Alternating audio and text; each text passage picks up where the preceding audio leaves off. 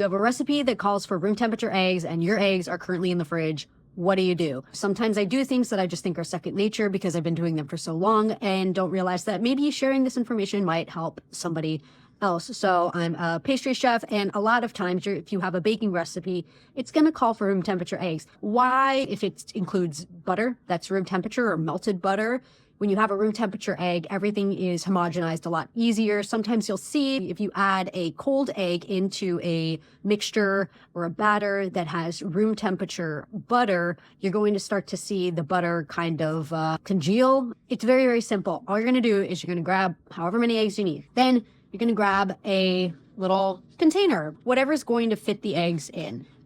You take your egg, you put it inside. You get some warm water, or it can even be a little bit hot from your sink. Just pour that in here. It just needs to cover the egg completely. Not boiling, not boiling. We're not trying to get hard-boiled eggs. Set it aside for like literally less than 5 minutes. Get your egg.